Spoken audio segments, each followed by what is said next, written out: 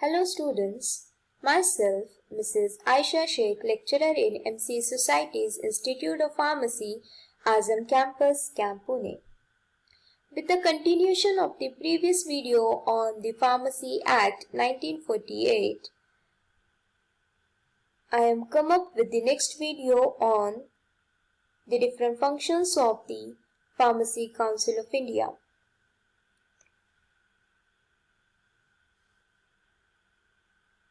The main function of the Pharmacy Council of India is to prescribe the minimum standard of education which is required for the qualification as a pharmacist.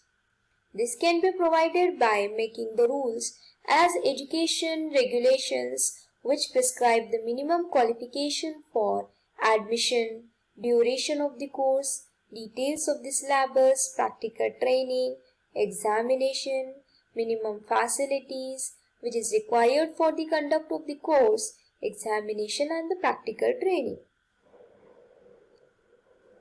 To regulate the minimum educational standard for the purpose, Council appoints inspector to inspect the institution providing the minimum standard in education in pharmacy and report on the facilities available and decides whether the institutes should be recognized or not. Next is to recognize qualification which is granted outside the territories to which Pharmacy Act 1948 extend for the purpose of qualifying for the registration under this said Act. Next is to compile and maintain a central register of the pharmacist containing the name of all the person for the time being entered in the state register, and any other function that may be assigned to the Central Council in the furtherance of the objective of the Pharmacy Act 1948. The President and Vice President of the Central Council. The President and Vice President of the Council shall be elected by the member of the Council amongst themselves. President and Vice President hold office for a term not exceeding 5 years and not exceeding beyond the expiry of his term as a member of the Council. But if his term as a member of Central Council expires before the expiry of the full term for which he is elected as a President or Vice President, and if he is re-elected or renominated as a member of the Central Council, he can continue to hold office as President or Vice President for the full term for which he is elected.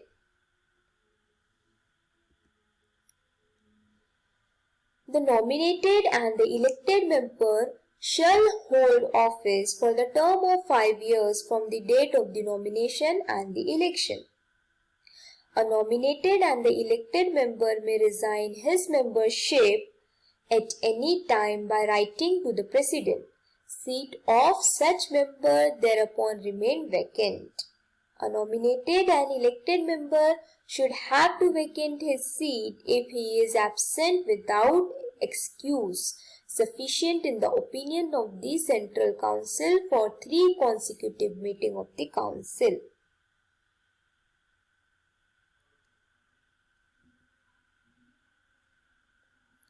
The staff remuneration and the allowance. The Central Council shall appoint a registrar who shall act as the secretary to that council and who may also act as the treasurer. Appoint such other officer and servants as that council deems necessary to enable it to carry out its function under this Act. With the previous sanction of the central government, shall fix the remuneration and the allowance to be paid to the President, Vice President and other member of that council. The pay and the allowance and other condition of services of the officer and the servants of that council. Next is the approval of the institution or authorities providing courses of study and examination. The application by institution or authority to the Central Council. An institution or authority which conduct the course of study or hold an examination of the pharmacies has to apply to the Central Council for the approval of the course or the examination. Next step is the inspection. The Central Council, after receiving such application, depute its inspector to visit the institution and ascertain whether the institution has the prescribed facility for the imparting training or holding examination in accordance with the education regulation or not. Inspector may also attend any examination to judge its standard without interfering with its conduct. The inspector then report to the council on the sufficiency or otherwise of the facilities available in the institution and on the conduct and the standard of the examination held. Then approval.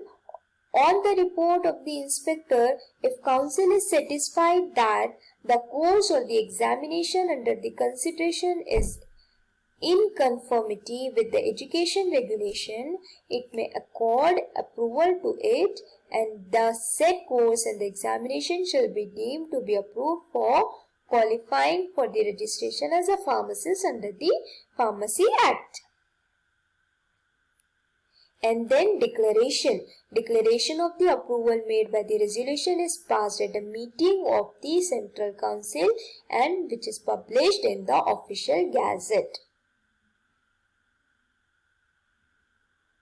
Then approval of the qualification granted outside the India.